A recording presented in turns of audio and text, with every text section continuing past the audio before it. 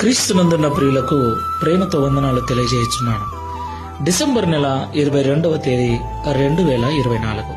ఈ రోజు దేవుడు మనకు చేస్తున్న వాగ్దానం ఏమిటనగా సామెతల గ్రంథము 20వ అధ్యాయము 7వ వచనం. యథార్థ వర్తనుడగు నీతిమంతుని పిల్లలు వాని తదనంతరము ధన్యులగుదురు. ఆమేన్.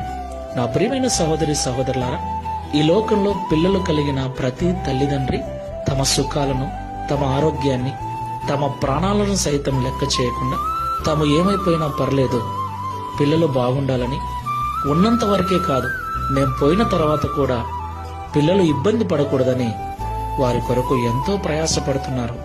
ఎంతో దూరము వెళ్లి కష్టపడి సంపదను సమకూరుస్తూ ఉన్నారు. దేవునికి మహిమ కలుగును గాక. మంచిదే. అయితే మనం వారి కొరకు పడే కష్టము, మనము వారి కొరకు సమకూర్చే సంపద యథార్థమైన జీవితం కలిగి నీతితో సంపాదించినదైతే మనం ఉన్నప్పుడే కాదు, మనం పోయిన తర్వాత కూడా పిల్లలు క్షేమంగా జీవిస్తారు. దేవునికి మహిమ కలుగును గాక. అయితే చాలా మంది తల్లిదండ్రులు యథార్థతను వదిలి, నీతిని వదిలి అన్యాయంగా, అక్రమంగా మోసాలు చేస్తూ, లంచాలు తీసుకుంటూ, అబద్ధాలాడుతూ, ఎవడు ఏమైపోయినా పర్లేదు, నేను నా కుటుంబం బాగుండాలి, నా పిల్లలు ఏ కొరత లేకుండా జీవించాలని రకరకాల పాపిష్టి పనులు చేస్తూ సంపదను పిల్లల కొరకు సమకూరుస్తున్నాడు.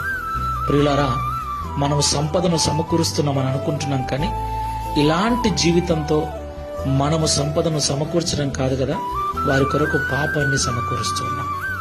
మనం ఉన్నప్పుడే కాదు, ఒకవేళ మనం ఉన్నప్పుడు వారు బాగుంటారేమో, కానీ మనం పోయిన తర్వాత వారి జీవితం పతనమైపోతుంది.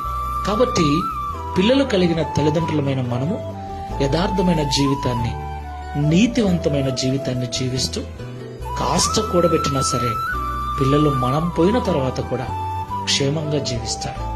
ఒకసారి పరిశీలన చేసుకొని ప్రార్థన చేసుకో.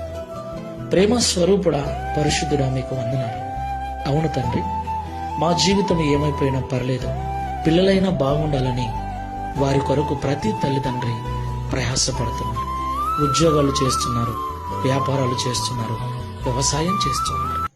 అయితే క్రైస్తవ తల్లిదండ్రులమైన మేము మా పిల్లల కొరకు సమకూర్చే ధనమును, మా పిల్లల కొరకు సమకూర్చే సంపదను యథార్థమైన జీవితంతో, నీతితో సంపాదించాలని మాతో మాట్లాడారు. అప్పుడే మేమున్నప్పుడు మాత్రమే కాకుండా మేము ఈ లోకాన్ని విడిచిన తర్వాత కూడా మా పిల్లలు ధన్యులుగా మంచి జీవితం జీవిస్తారని మాతో మాట్లాడారు. ఈ ప్రార్థనలో ఏకీభవిస్తున్న క్రైస్తవ తల్లిదండ్రులమైన మేమందరము కూడా మా పిల్లల కొరకు మేము ఎలాంటి ప్రయాస పడుతున్నామో, వారు బాగుండాలని ఎంతగా ఆశపడుతున్నామో, ఈ మాటల ద్వారా మమ్మల్ని మేము పరిశీలన చేసుకుని ముందుకు వెళ్ళటకు సహాయం చేయమని, తద్వారా ఈ దిన వాగ్దానము మా పిల్లల జీవితంలో నిశ్చయముగా నెరవేర్చబడినట్లు యథార్థమైన జీవితమును, నీతివంతమైన జీవితాన్ని మాకు ప్రసాదించమని యేసు క్రీస్తు వారి నామంలో ప్రార్థించి వేడుకుంటున్నాము తండ్రి.